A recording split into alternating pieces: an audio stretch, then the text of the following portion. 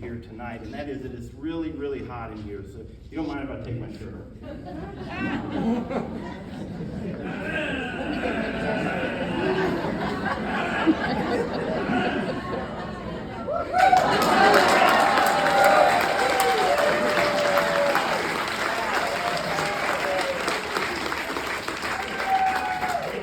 For all the confidential human source officers and agents in the crowd, there you go. All right. And the reason why I say that is because who in here loves their liberty? Who loves your country? Well, then you are currently targeted individuals. And that's exactly what I want to talk to you here tonight. Because Bob is very energetic. Where is he at? What is he? Oh, in the back. Bob's very energetic. I met him actually on an online forum, but he is a little bit incorrect. Our system is not corrupted. Our system has been infiltrated. There you go. This is not a political battle. This is a military battle. Amen. And you are all soldiers, whether you know it or not.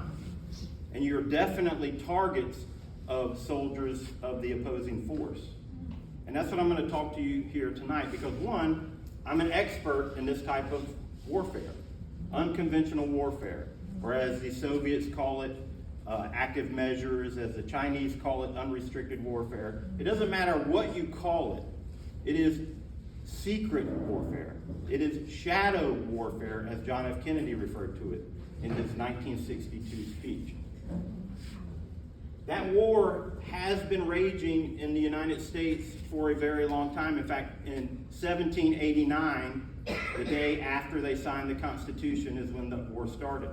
Because, see, there are those in this world that don't love humanity, they don't love liberty, they don't love freedom, they love power, right? They love money, they love pain and suffering and death, okay?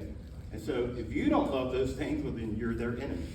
All right, and that is the war that is going on, not only here in America, but across the world. Yeah, it might even be going on in Mars. We don't know yet. Okay, so my name is Jeremy Brown. I am a retired Special Forces Master Sergeant. I spent my entire 20-year career in the Army in the Special Operations community. 3 years with the U.S. Army Rangers in 1st Ranger Battalion, 75th Ranger Regiment, and in 17 years as a Green Beret, serving in 3 operational groups, and each operational group basically services a region of the world. So I was in 1st Special Forces Group, which focused on Asia. I was in 7th Special Forces Group that focused on South America, and in 5th Special Forces Group, which focuses on the Middle East. And then I retired as the non-commissioned officer in charge of the Special Activities Branch of Special Operations Command Central. Now, that's a big mouthful, but basically Special Operations does all the things that you don't know about. And the Special Activities Branch does all the things that Special Operations doesn't know about across the board. These are compartmentalized operations. The left hand not knowing what the right hand is doing, because then the left hand might compromise the right hand, or vice versa. All right? This is how I know that when the FBI's Joint Terrorism Task Force approached me to spy on American citizens, and who has one of those cards? Can I borrow that card? 1, 2, 3, 4. At least 6 of the individuals on this card are the individuals that I was with on January 6th. These are the individuals that the Department of Defense and the intelligence community and federal law enforcement set up to be the patsies in an operation to justify intimidating you and arresting you, so that you will keep your mouth shut, so that you won't attend that rally, so that you won't speak in the public's checkout line to that person next to you about what you believe. That was the purpose of January 6th. January 6th was not an insurrection. It wasn't even a rally. It was a trap. And I apologize to you other J6ers for what your country did to you. And I apologize to all of you for what your country did to you. Because for 20 years, I worked in the United States military, and I was supposed to be defending you. But instead, I listened to my commanders, and I went over to foreign lands and chased ghosts. Meanwhile, they were back here plotting and scheming and planning to rob you of your liberties, to the point where when I retired, I didn't recognize the country that I lived in. Much like how I don't recognize a lot of things 3 years after my incarceration. This is the reality of our world today. And Brian, I'm glad you're coming down the aisle, because I almost forgot that you told me you were going to hook me. So I got to make this introduction short, because I want to take your questions. You're doing good. I know what is happening, because like I said, I'm an expert at this, but I don't need to know it. You need to know it. And so I want to open the floor up to your questions, but I'm sorry. I will. So let me tell you a little bit more about exactly what happened to me. After the election was blatantly, obviously, and overtly stolen, right? It was intentionally meant for you to see that it was stolen, okay? Just like, who has a big brother? Did they ever grab your wrist and slap you like this and tell you to stop hitting yourself? What would you call that? Bullying. That's right. See, this is the type of stuff that happens in these shadow wars. Stop hitting yourself. Gaslighting. Psychological operations, right? These people were already in control of this country prior to 2020, right? We know this because of Crossfire Hurricane and all these other things, right? The election was meant to show you we can steal whatever we want, and you can't do anything about it. They did not gain power in 2020. They had the power, and 2020 was merely a blatant display of how much power they had. See, we all ran around and thought it was because of fake votes and this, that, and the other thing. No, that was a military operation. December of 2020, Trump was the president. His FBI director, his CIA director, his attorney general, his joint chiefs of staff are the ones that planned January 6th and executed.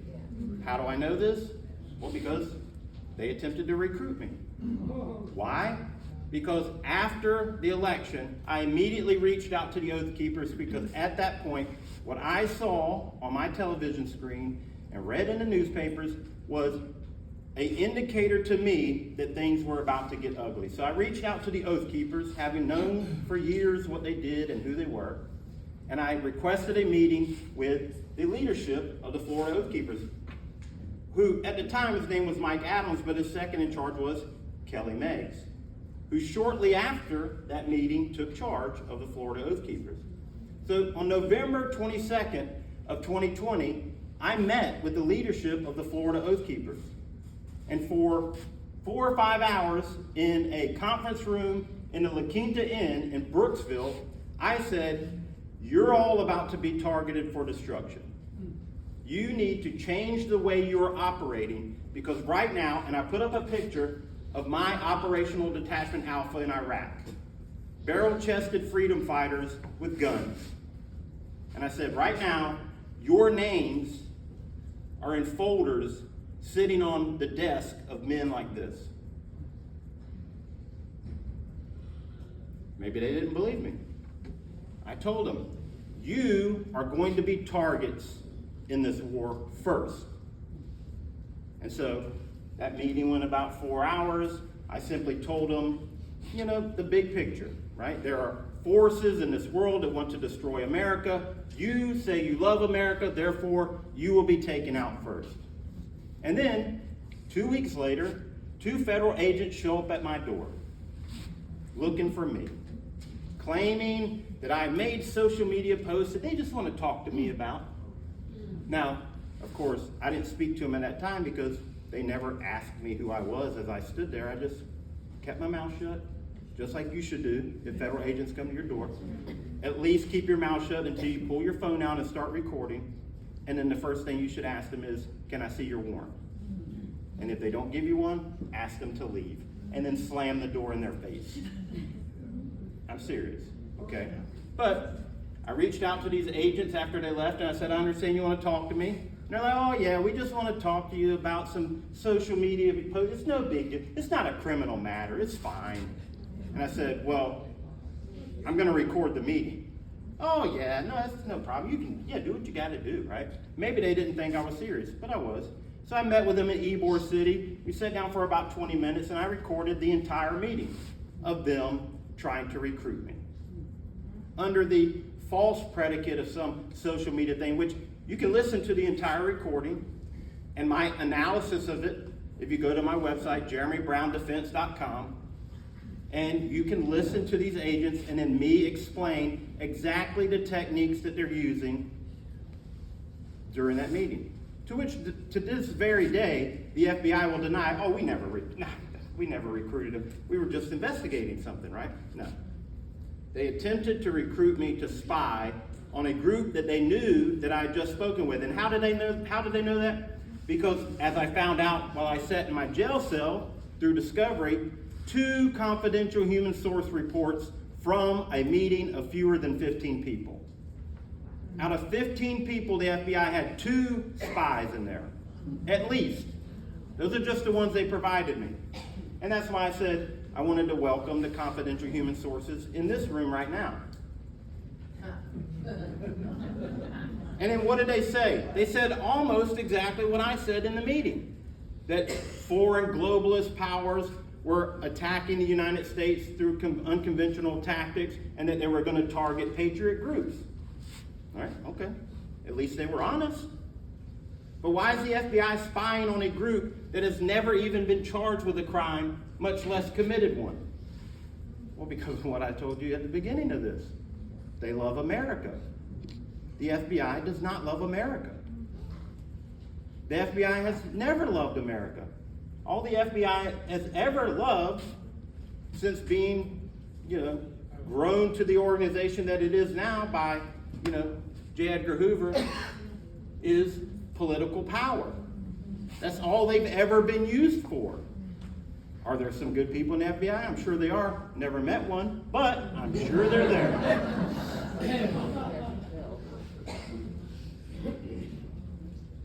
I turned down their offer to work for them. And they clearly offer me money in the recording. You can listen to it for yourself. And then I told the Oath Keepers, hey, I'm going to step away from you guys because 2 federal agents just came and contacted me. I also called the Special Forces Association, of which I was a member, and said, hey, 2 federal agents tried to recruit me. So be careful. That was on December 9th of 2020.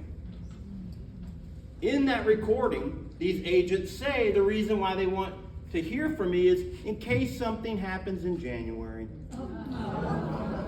Does anybody in here know what the date President Trump tweeted about it will be wild? Anyone remember what the date was? 10 days after I recorded FBI or Department of Homeland Security agents working on behalf of the FBI's Joint Terrorism Task Force. 10 days before January 6th was even a thing, they're trying to recruit me about things happening in January. All right? This is an inside job. Now, of course, on December 9th, I didn't know nothing about January 6th, but I certainly knew that what the FBI was doing was illegal, and so I started to reach out to organizations like Project Veritas and other media outlets, but nobody really cares about, the fact that the FBI is corrupt. I mean, that's like saying politicians lie. Unless there's politicians in here, and of course I'm not talking about you.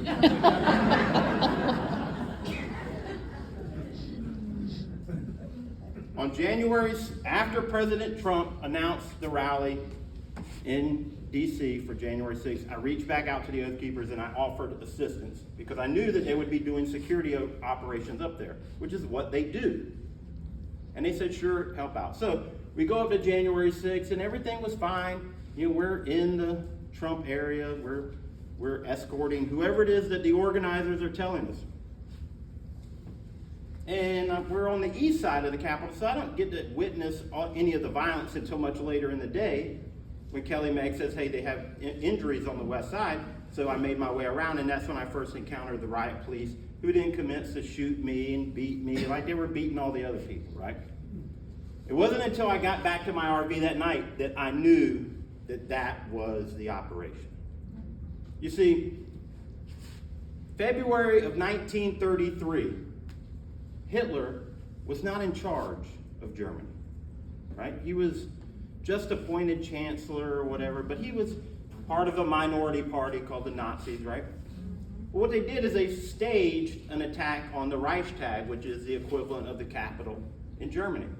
And they set a fire and burned the Reichstag. And then they blamed it on a Dutch communist, probably some homeless guy or whatever, who knows who. Yeah, they know who he is. In fact, I just did a new Give, Send, Go, and I linked the article from the Smithsonian explaining what the burning of the Reichstag was. The reason Hitler did this and the reason the Nazis did this was because they wanted to blame the communists so that they could then target the communists.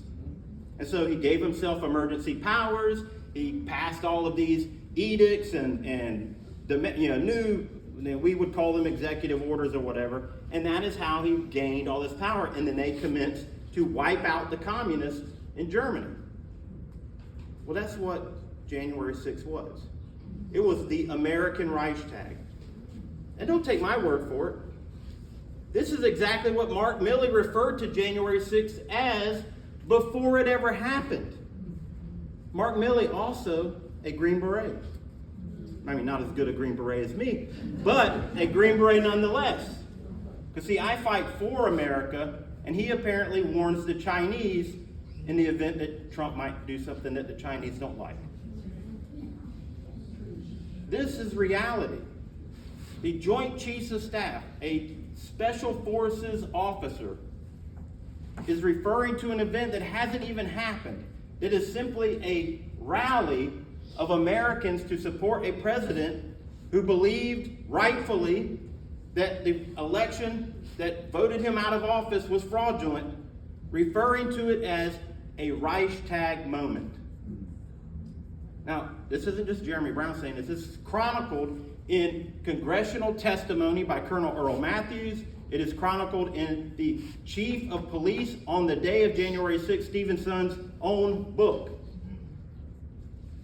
Mark Milley didn't send the National Guard to the Capitol, but he did send guards to all the generals in the military district of Washington. Why? Because he knew that there was an operation meant to cause a shooting war on Capitol grounds that day. But it did not happen. Because we are not violent people. And so they did not get the reaction that they wanted. But this is the reality of what January 6th was. All the lies about tweets and social media posts about bring your weapons, well then why were there no weapons brought? Right? If one of you in here said, hey, bring your guns to the Republican Assembly meeting, somebody else would bring their guns. Because they would have gotten the email and said, oh, well, I guess we're bringing guns. Cool. And yet, that didn't happen. This is an indicator to me, a professional in this type of warfare, that those tweets and those emails, of course, we don't know who sent them. Why? Because apparently the FBI can spy on everybody's communications except for those people. No, those tweets were fraudulent, right? Just like we don't know who placed those bombs outside the DNC and the RNC. You know, the bombs that were placed the night before but only had a 60-minute egg timer. Who can figure that one out? Right? And yet, let's wait a minute on that point. Now remember, the FBI knows that I recorded them. In fact, 9:30, January 6th, I get a call from the agents. Hey, what's going on? I'm standing about this far away from the presidential podium. This agent, what's going on? Oh, I tell them, I'm in D.C., I'm busy, gotta go. Click. They knew exactly where I was They knew exactly who I was with. They knew why I was with them, because remember, we got confidential human source reports that reported exactly what I told them in November. And so, on January 7th, they all start getting arrested. I don't get arrested. In fact, they all get put on the FBI's website. You'll never find me on an FBI website. And so they basically pretend like I'm not there. They do issue, I believe, information to the Washington Post, because on January 15th, an article in the Washington Post run calling me by name, Jeremy Michael Brown, a Special Forces Master Sergeant, a conspiracy theorist. Why? Because they knew I had the recording. And they needed you to know ahead of time that if this crazy Green Beret starts talking about plots by the Department of Defense, come on, he's just a conspiracy theorist, right? How did the Washington Post even know that I was there? At the time, I'm just some fat guy in Tampa. Nobody knew who I was. Why would they know that I was even at January 6th? Well, they know because there's an unholy alliance between the enemies that have infiltrated this country and huge corporations like Amazon. You know, the corporation that manages all the top secret data through AWS. And y'all, you mentioned boycotting. Here, let me give you a name to boycott. Who in here uses Fidelity Investments to manage your retirement accounts, your mutual funds? Well, I also use Fidelity Investment for almost 3 decades. And yet, when I went down there after I got out of jail, took all my documents and said, hey, I tried to log into my Fidelity account and it says that there's a hold. I need to come clear it up with you guys. So I assume it has to do with my situation. So I brought all my documents. Here's my pardon. Here's my court documents overturning my convictions and dismissing my indictments. And they say, we're sorry, but your account's closed and it can't be open ever. And I said, well, okay. Why? Oh, well, you violated our terms of service. What term? We don't have to disclose that. Just know that there's nothing you can do about it. Okay, well, who can I talk to? No one. No one? Well, I bet there's a whole room full of people I can talk to about it.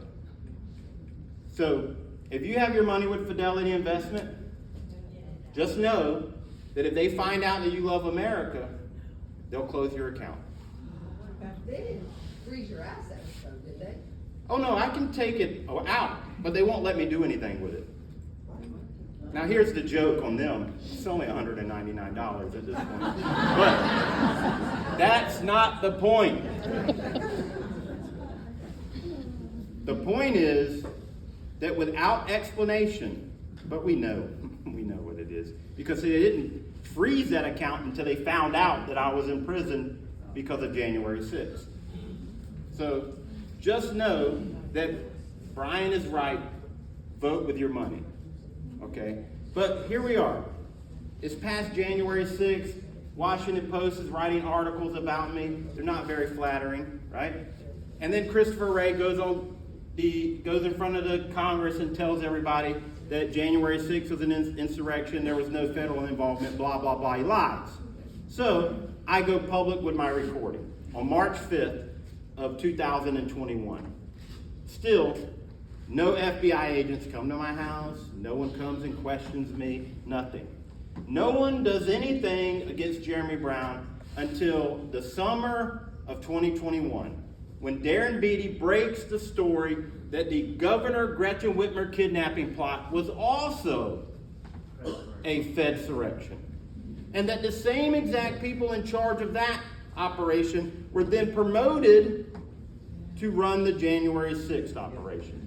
Now, this gets more interest on my story because all these people in the alternative media start going, hey, wasn't there a Green Beret that recorded the FBI trying to recruit him? So I start getting more interviews, and lo and behold, the next week, all the Oath Keepers that weren't already in jail, that had links to me, which oddly weren't put in jail because they had links to me, start being questioned and proffered by the Department of Justice and the FBI and offer deals to testify against me and build a case. The case that the FBI built against me did not start until July. I have the documents. And then in September 30th of 2021, approximately 15 agents with 2 helicopters and just cars around the block and everything and body armor show up at my house. Guess what for? 2 misdemeanor counts of trespassing. This is what the Joint Terrorism Task Force, a multi-agency task force made up of by DOD, the CIA, NSA, everybody. It is only named the FBI's Joint Terrorism Task Force so that they can illegally operate inside the United States. This is who they go after, a person with 2 misdemeanor counts. And they didn't call and say, excuse me, Mr. Brown, but we have a warrant for your arrest for 2 misdemeanors. If you could, tomorrow, turn yourself in by 10:30. No, see, that's normally what would happen if you have 2 misdemeanors. You know, like too many parking tickets, or we saw you jaywalking at Spanish Springs, or whatever, right? But no, instead, we get agents with bulletproof vests, in desert tan, no less. What an insult, right? Because, in Tampa, there's a lot of desert. Helicopters and everything, right? Guess who the arresting officers are? The same 2 agents that attempted to recruit me. They put me in the back of an SUV. We ride to Pinellas County Jail. I basically tell them, you guys, you know what's going on here. Why are you doing this? And they told me, you're just being a petulant child. So I stopped talking, and I'm not kidding, Freebird came on the radio. And then they laughed and said, oh, we didn't plan that. But they take me to Pinellas County Jail. They say, you'll be out by tomorrow. They walk out. And that's the last time I ever spoke to anybody from the FBI, the government, the DOJ, or whatever. Even though, back at the ranch, their 5.5-hour search yields 2 M67 fragmentation grenades and classified materials. They're not mine, but that's what they say they are. So, fast forward 16 months in maximum security, denied bond, never questioned to this day by any federal agent, any local cop, nothing. Even though I, as far as I know, am the only J6er that was charged and convicted of having explosives. Not one time did they say, you wouldn't have happened to have anything to do with those other explosives, would you have? No. Because, see, they know exactly who I am. I'm the guy that has the recording of them attempting to recruit me to infiltrate the very group that they blamed January 6th on. The Oath Keepers, the Proud Boys, and the 3 Percenters. The Dutch communists of the American Reichstag. And this is why the judge sentenced me to 87 months in prison, which is 3 times the national average for the charges that I was convicted of. Even though I had no criminal record, I had a 20-year special operations career, and had 3 sitting members, elected officials, 2 members of Congress, and 1 state rep write letters of leniency, along with probably 60, 100 other people that wrote letters of leniency. And the judge admits that none of those 3 factors she's ever seen in her entire 40-year career, but bottom of the guidelines, 87 months, off to prison you go. Who was the Judge judge? Susan Bucklew. Now, we're not going to talk about the fact that when I ran for Congress in 2020 against Kathy Castor in Tampa, that Kathy Castor is close personal friends with Judge Bucklew, and that Kathy Castor allowed Judge Bucklew to illegally marry her son in her congressional office in D.C. in 2014 when it was illegal to do such a thing in Florida back then. But I didn't find that out until after I was already convicted. But I bet she knew that. In fact, she even mentioned it in jury selection, and it just kind of went right by me when she asked one of the jurors, did you know that Mr. Brown has run for Congress? I thought she was referring to my run for Florida State House while I was in the Pinellas County Jail. So I served 1,245 days in federal prison because this government, for which I worked 20 years for and retired from, I broke my body for, framed me. Because they knew that I had evidence that their complete narrative was false and that I endangered everything that they were wanting to do. Yes, ma'am. Can you tell us more how they framed, like, how they planned the evidence, the grenades? Well, I can't tell you how they did it or who did it, right? Because it was, when I say it was planted, it wasn't by anybody that was there, right? That's not how this works, right? If I want to plant something against you, it's compartmentalized. If the agency that's going to arrest you is the FBI, it's not going to be an FBI asset that does it. We're going to have another asset that does it. And that asset's not going to know what the target is or who or why. They're just going to know, hey, take these things. They might not even know what the things are. And they'll say, place them here and walk away. And the guy driving them there, he's not going to know who they are, right? This is what compartmentalization does. It prevents the mission from being compromised because nobody knows what anybody is doing, and they're all being lied to about what it is that they're doing in the first place. So when you hear things like, well, it certainly couldn't have been this, that, or the other thing because somebody would have told by now.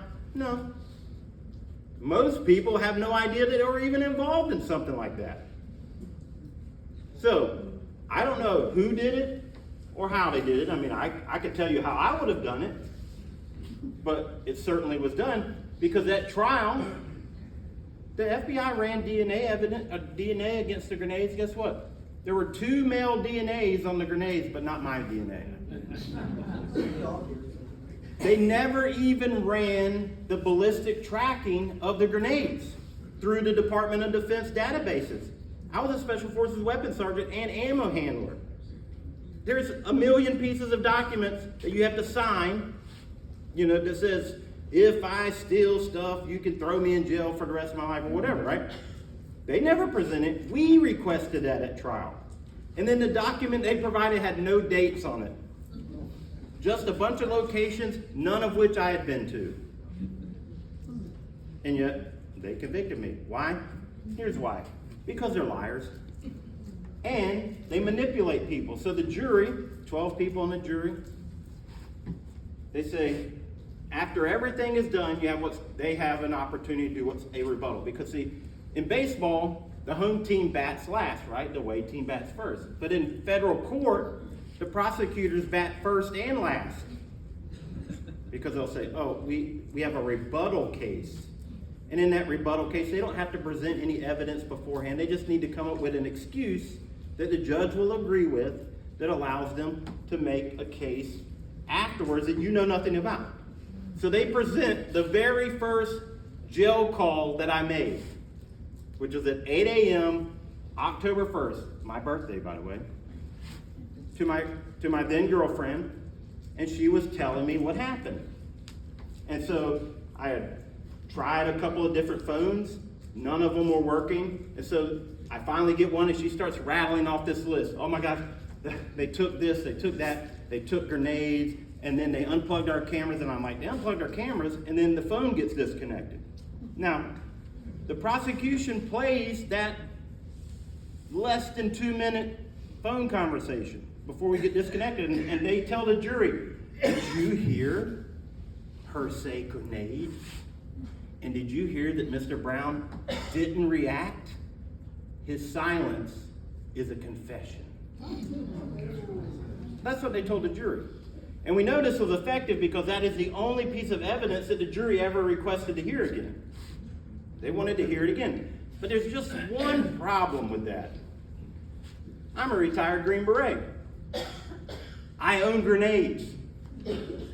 Smoke grenades, airsoft grenades, which are basically like little firecrackers, right? Because I had a nephew and we played airsoft, and they're also great for breaking up riots and security details, having them to throw against Antifa folks because they sting, right?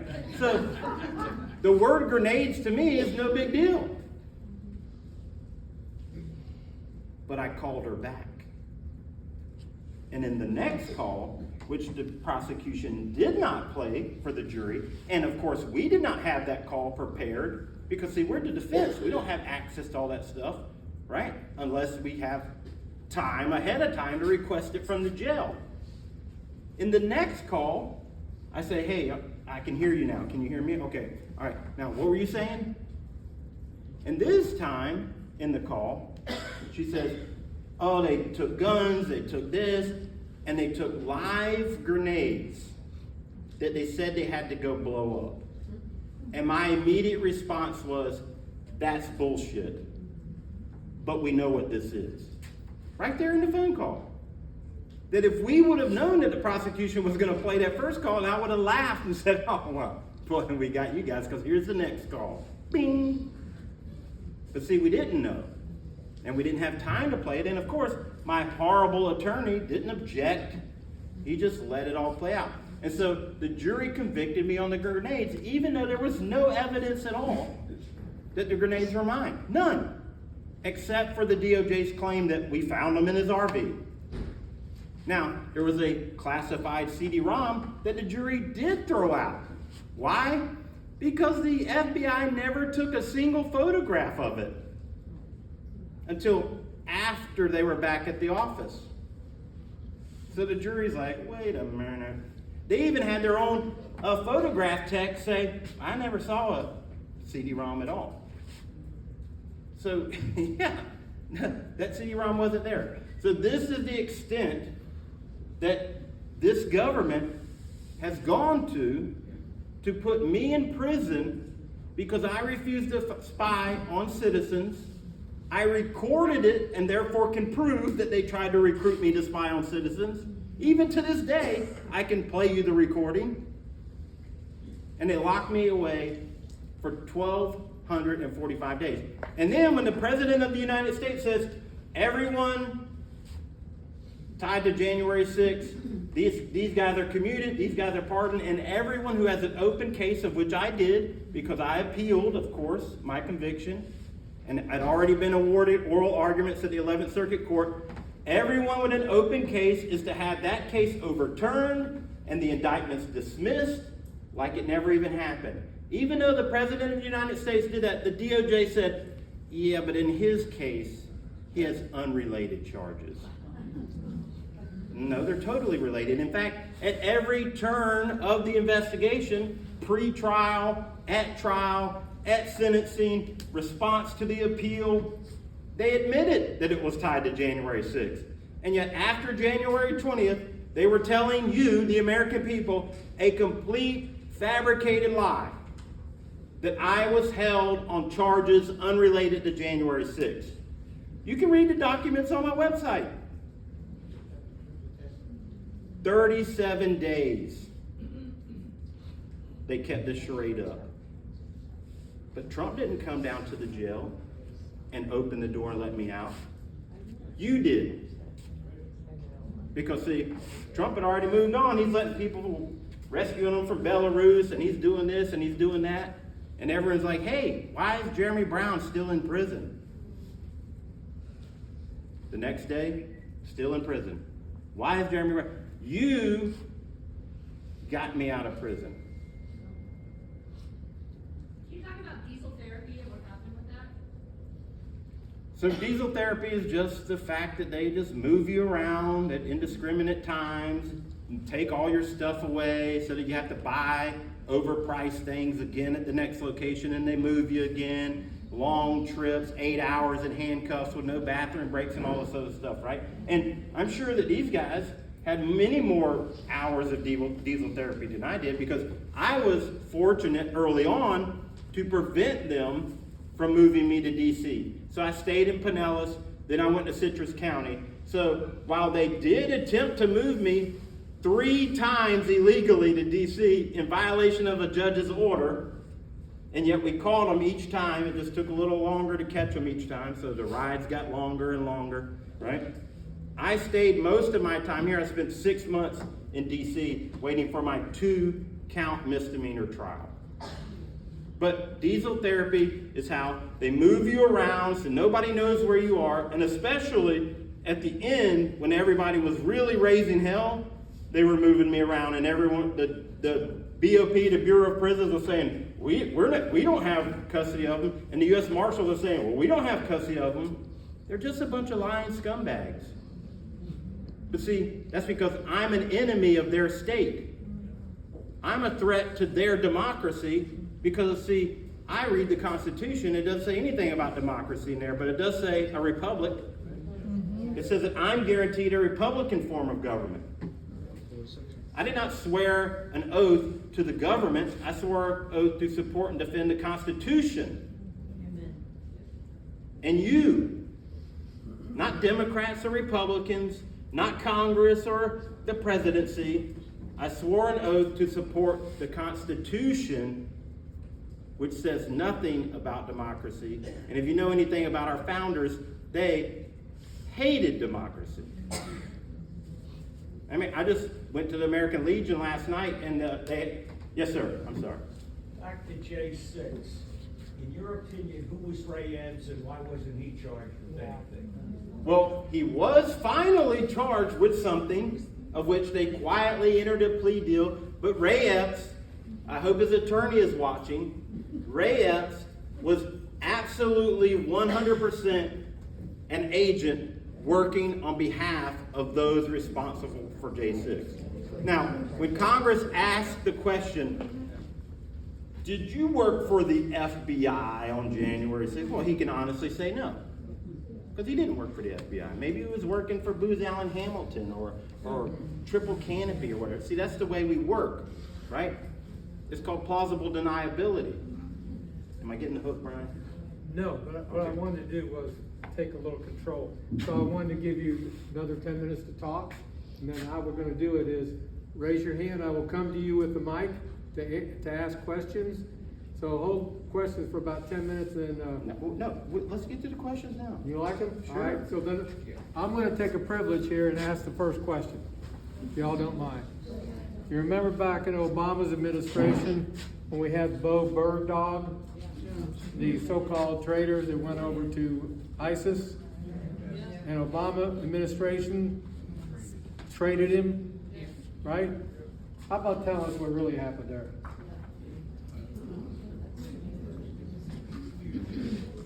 I'd love to.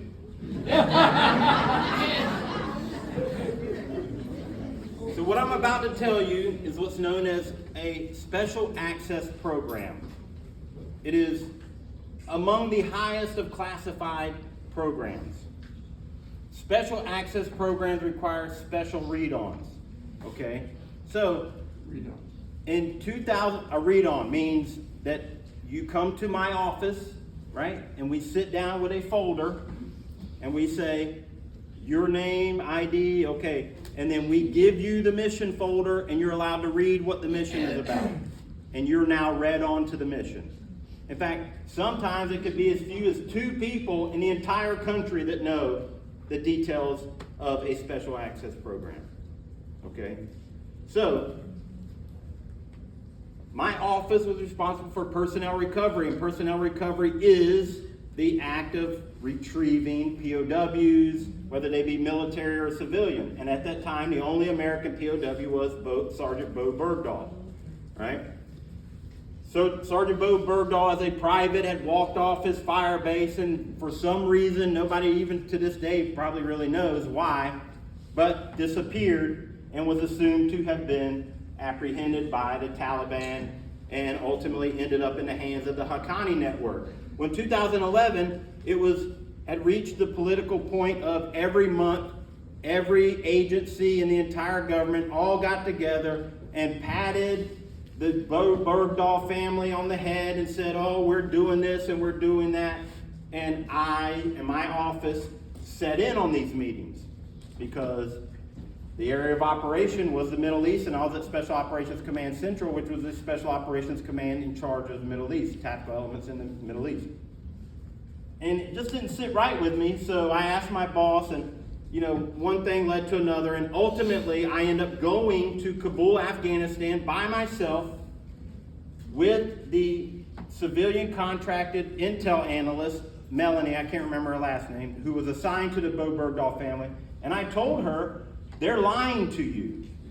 Because see, I had a DIA case officer, or a DIA spy in Kabul that had 2 sources reporting on Bo Bergdahl. And I asked her, are you being tasked by hire to report on Bo Bergdahl? And she said no. So in the briefings, they're saying, oh, no stone is left unturned. We're doing everything we can. But yet on the ground, they're not telling anybody. So I go to Kabul. I hold a meeting with 22 different collectors. You know, spies, case officers, right? They run assets throughout these networks from 17 different agencies. And all of them had assets reporting on Bo Bergdahl. And not one of them had received a tasking. So, a couple weeks turn into a couple months. I come back, and now everybody is in trouble.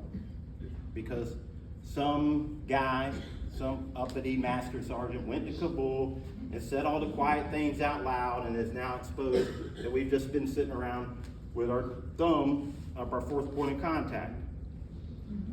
While there, the State Department calls my little band. We called ourselves Task Force Redbeard because there were intel reports that Bergdahl had grown a red beard. So we called ourselves Joint Task Force Redbeard. So the State Department calls us over.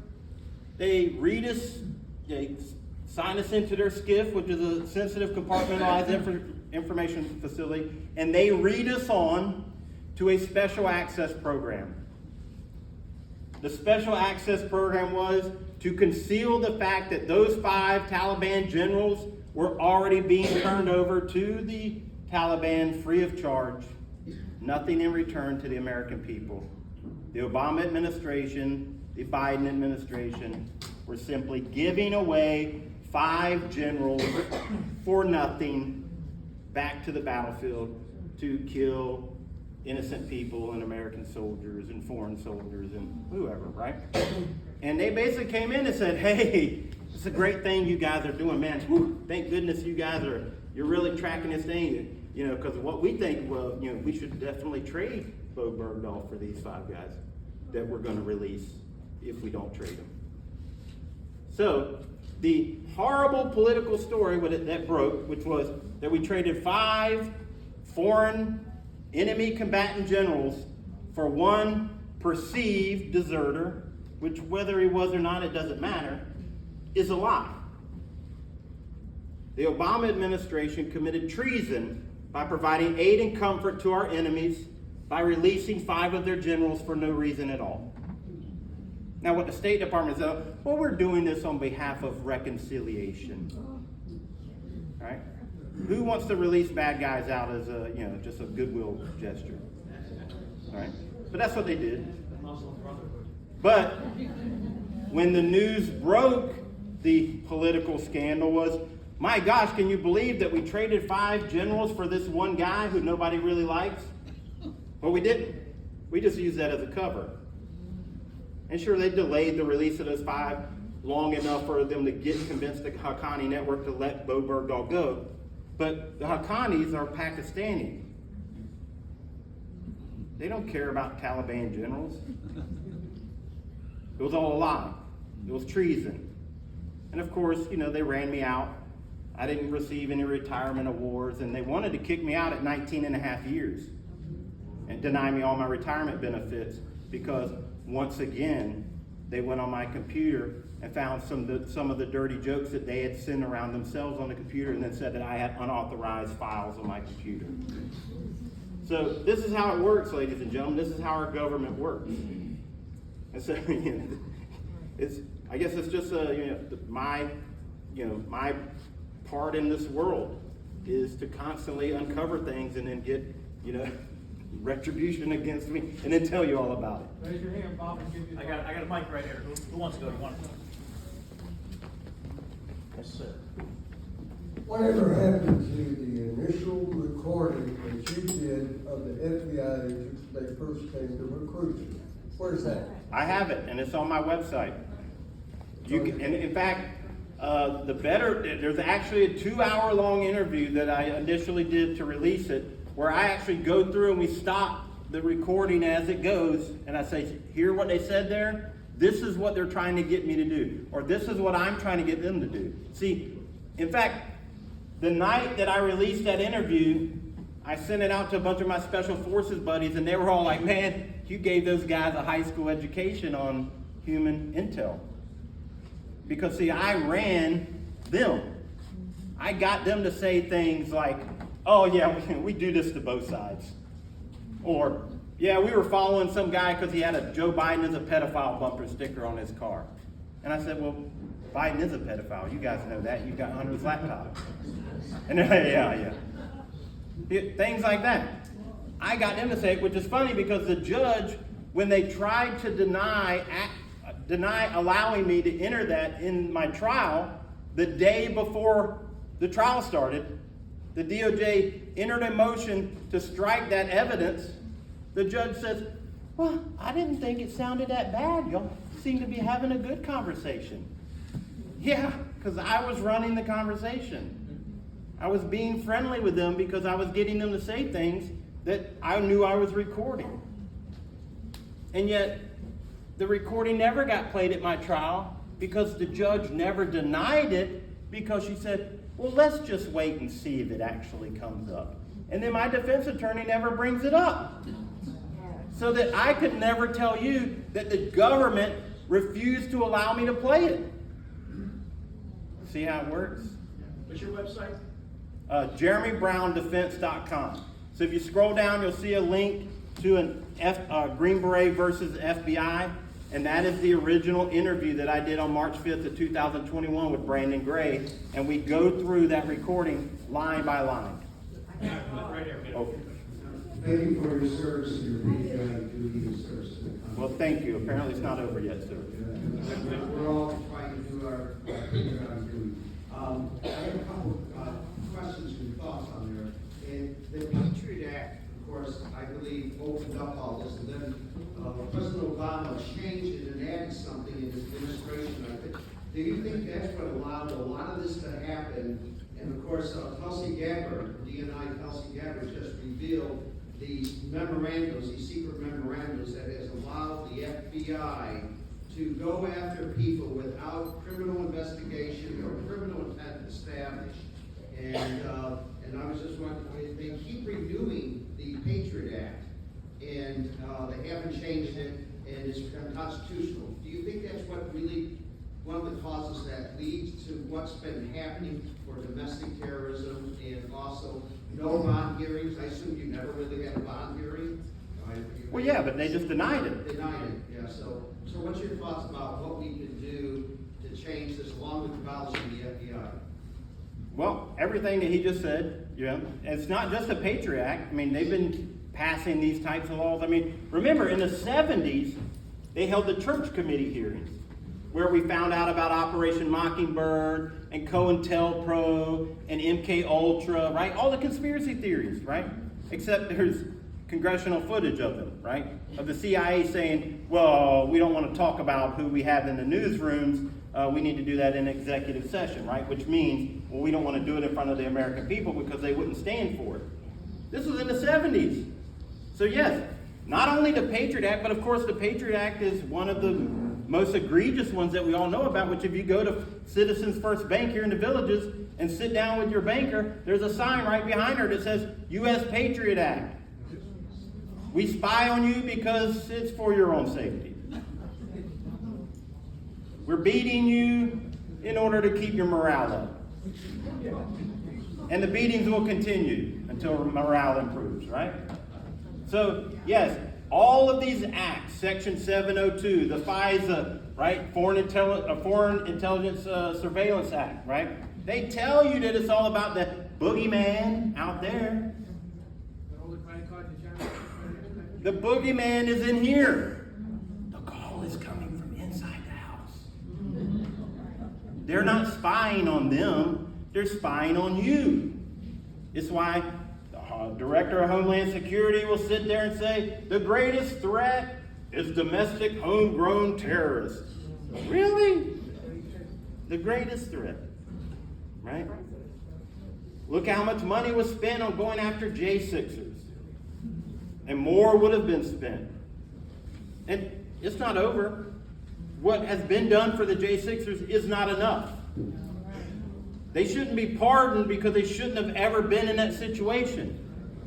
My mission now is to bring these people to justice one way or another.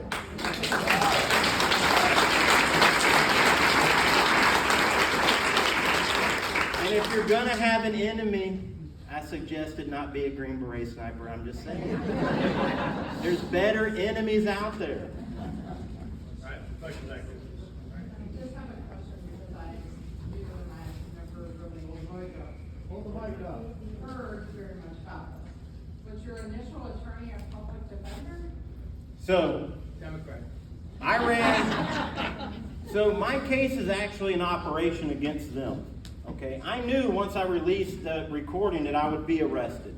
So I secretly, without any of them knowing, were recruiting people that I could rely on, which is why, of all the J6ers, I think I've raised like $300,000 for my legal defense, of which we've spent it because these scumbags charge a lot of money and then do nothing, right?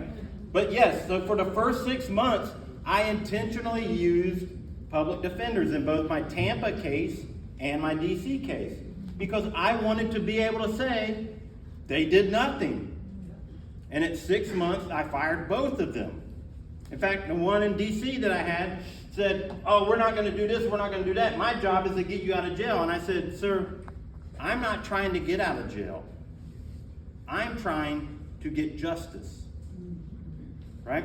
I shouldn't have been in jail in the first place because you have the 8th Amendment, which says excessive bail shall not be granted. No bail is excessive. No matter what the crime is, you're not to be denied bail. Period. When you hear held without bond, you should immediately think violation of that individual's constitutional right. I don't care what their crime is. Set the bail at an amount that's appropriate for the crime. Because see, you're not to be presumed guilty. Well, let me tell you something. When you're in jail, you feel pretty damn guilty. And it's intentional. Why? Because you can't put together a defense when you're in jail. You're saying, where's my attorney? Who knows? You call them, they don't answer. They come and they give you 15, 30 minutes. Hey, all right, we don't got time to talk about that. But hey, I just went through my, no, we're going to do this. And then they're out the door. That's not a defense. See, they want you in jail because they want you to be punished by the process. And so a year, 2 years down the road, even if your case gets thrown out, guess what? You've already served 2 years of sentence. I served over 3 years in prison and have no charges, no crime. So yes, I did use public defenders, and then I overpaid for equally horrible representation from other scumbags. I had about 9 attorneys, and I can honestly tell you only 2.5 of them were any good. But 1 of them, 2 of them were great.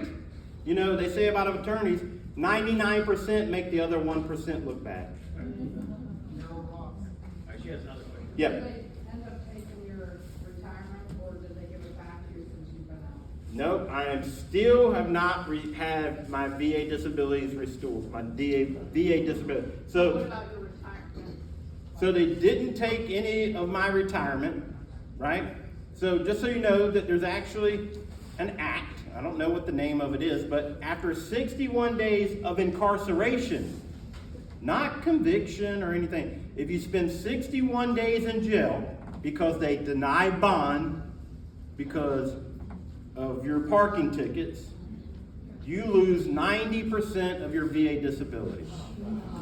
Now, there are hundreds of members of Congress over the year that have been convicted of felonies.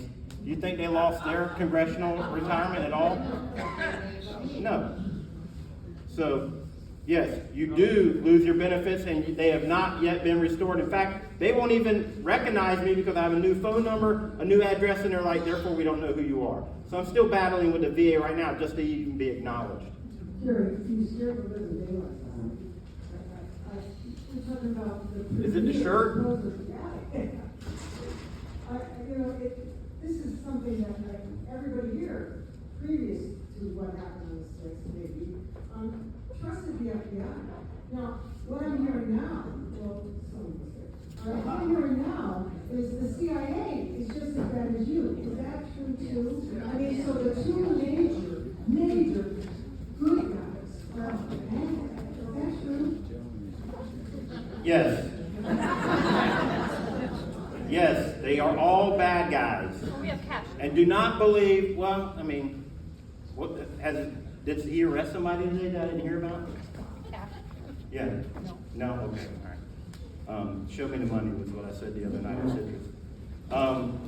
Yeah, I mean, look, when you hear Sean Hannity say, oh, it's only the 1%. No. It might be the 1% that's good.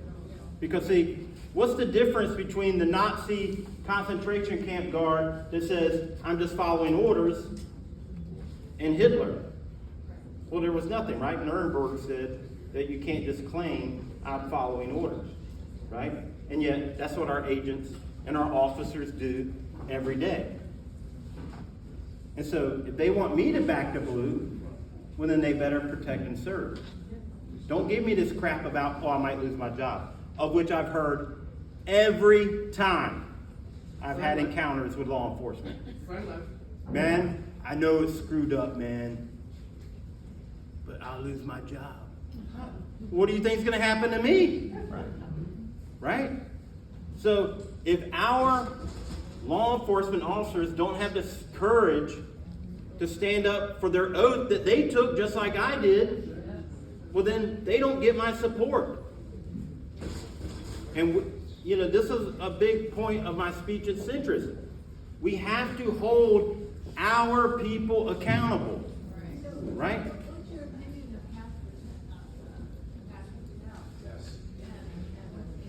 of Cash Patel. Well, my opinion doesn't matter.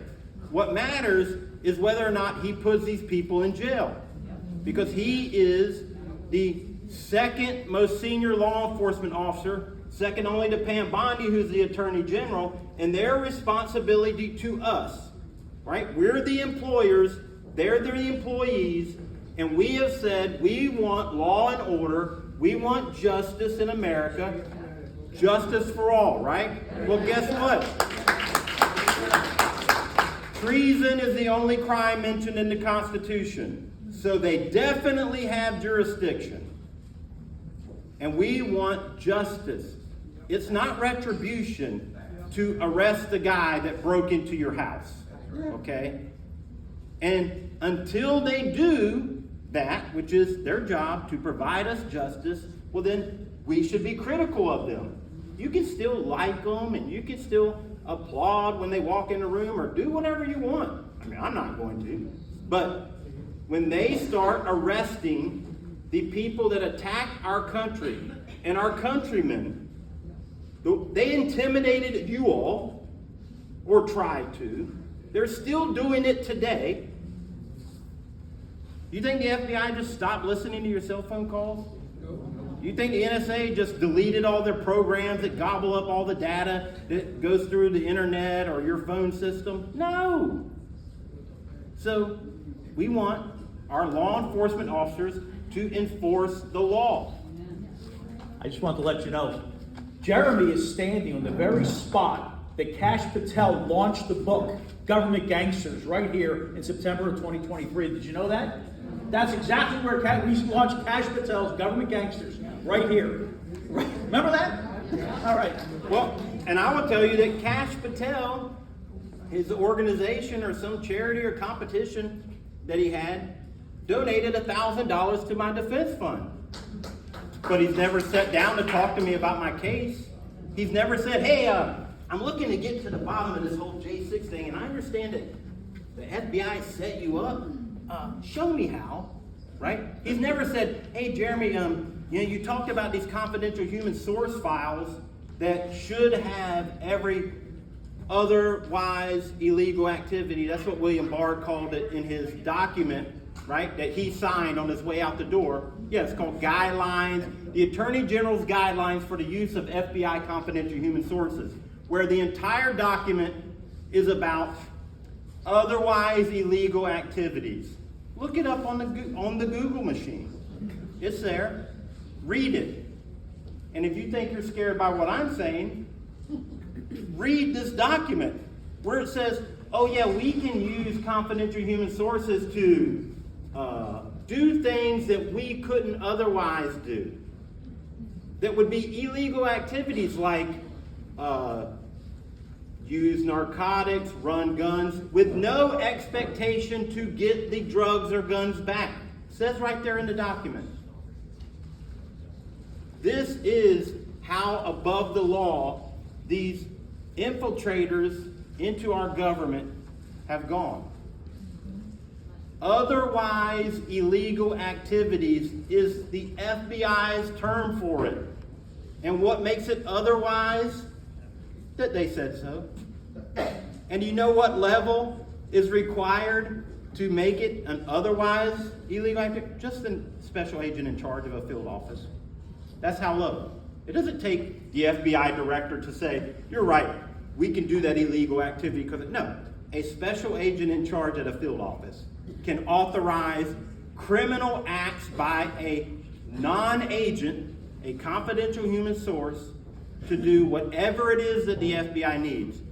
Read the document and you'll be horrified. Right over here. We chatted with Robert Morse of J6er, and he indicated that the government had admitted to over 20 planted people in amongst the J6 crowd, but Robert said the number's closer to 400. What number do you adhere to, and what were the actions that they were doing in the J6 crowd? Well, I can't tell you how many it was, but if it was one, that was too many. That's all it takes. That is one count of a violation of Title 18, Section 242. Deprivation of rights under color of law. Right?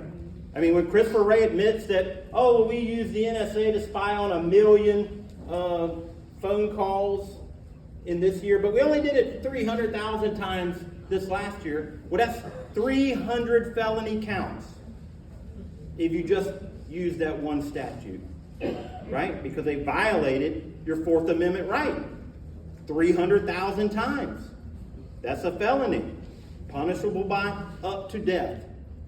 Read the statute. Right over here. Oh. Jeremy, I just, without justice, we don't stand a chance to survive as a constitutional republic. And so, we need to demand that justice is served. You know, we just have to have arrest, and we have to have accountability, and we have to have punishment. That's all. We're just not going to make it unless we do that. I just want to see that we have to come together and demand that that our officials and that we have justice. Well, that's right. Because without accountability, then they'll just do it again and again, right? I mean, the Nuremberg trials, right? Where are the Nuremberg trials for COVID? Right? How many of you lost a family member during COVID for one reason or another? You weren't allowed to go in there and see them. How many of you lost revenue, lost your job, lost family members because you didn't want to get the vaccine, but they wouldn't let you see your grandkids unless you did? Right? Where's the justice for that? And, right. Giving them their job back, that's not enough. Letting me out of prison is not good enough. Right? I want them to go to jail. They broke the law.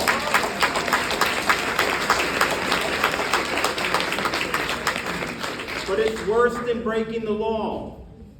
They ran a military attack against you and your fellow citizens. Do you understand what I'm saying to you? Yes. a 4-star general set you up. You, because you supported a presidential candidate. And then when he didn't win, because they clearly, in Time magazine, admitted that they stole the election and told us exactly how they did it. And they just changed the words. Instead of steal, they said fortify. You know, when I was in prison, I had a debate with a criminal. Kid shot a cop. He was proud of it. So I have no problem calling him a criminal. He admitted to it. And they beat up some guy one day and took his commissary bag. But see, me and my bunkie were running a store. All right, I don't want to get into the economics of jail. But and then he wanted to come do business with us, and I said, I can't do business with you because I saw what you did. You stole that man's stuff. Nah, man, I didn't steal it, I took it. And I said, well, here, let me pull this dictionary out, son. And I showed him that taking and stealing are the same. And of course, my nickname in Pinellas was JB Fed. And he's like, man, JB, that's wrong. Why? Because I explained to you that taking and stealing is the same thing. I mean,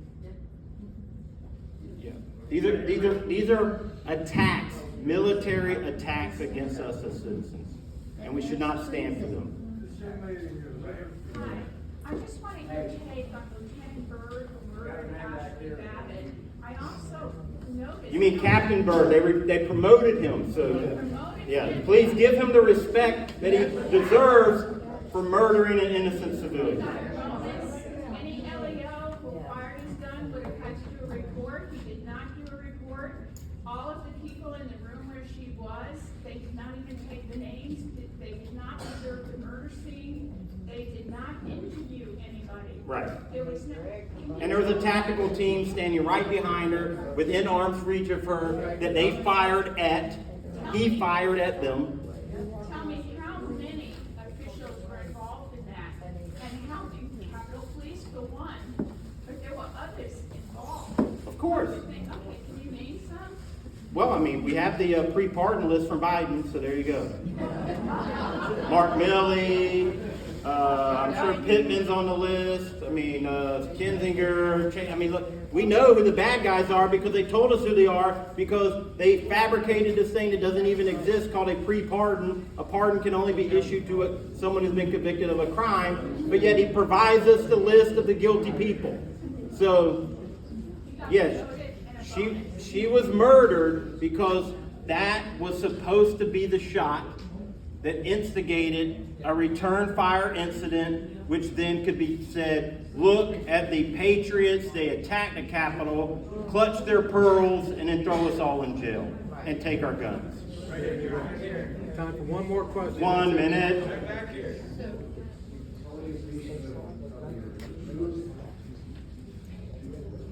Can't hear you. Speak up. Oh, sorry. Tell me the truth or your truth.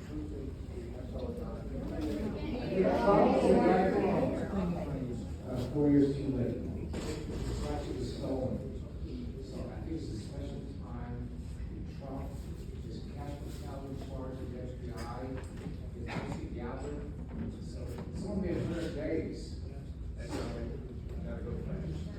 He's going as fast as he can. Well, I will tell you, it didn't take the Democrats this long to start arresting us.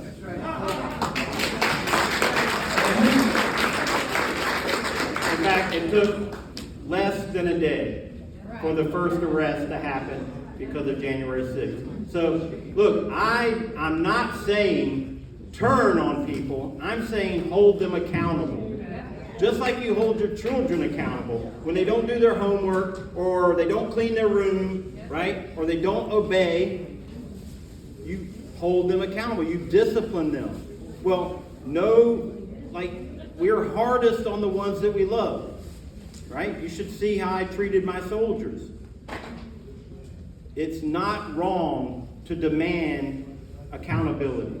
All right, real quick. All right, last one he said. One question is, do you see any hope for this new administration of firing and everything? Do you think we're making progress towards convictions and justice and doing the right thing moving forward?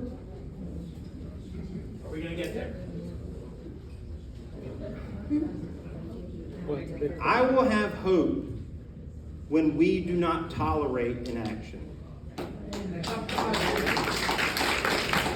When the people are outraged because something hasn't been done, that's when I'll begin to have hope. I'm again not saying don't be encouraged, don't be happy that there's people that at least pretend to listen to us. But that's not good enough, right? What has happened in this country, not just with J6, but with COVID, and go all the way back to whatever conspiracy theory that has proven to be true, right? You know, I saw a t-shirt the other day that said, Noah was a conspiracy theorist until it started raining. I will have hope when the American people no longer tolerate inaction. Thank you. If you want a shirt, I'm going to be giving them away afterwards. And if you want to support my Jeremy Brown offense, which is we are going after these people, civilly, criminally. We're going to name them, even the people that you think might be good. No one's going to get away scot-free from me, okay? So if you have the ability, please support me, and thank you for everything that you've done up to this point. But for me, it is not over. I've just yet begun to fight, and if this be treason, then let's make the most of it.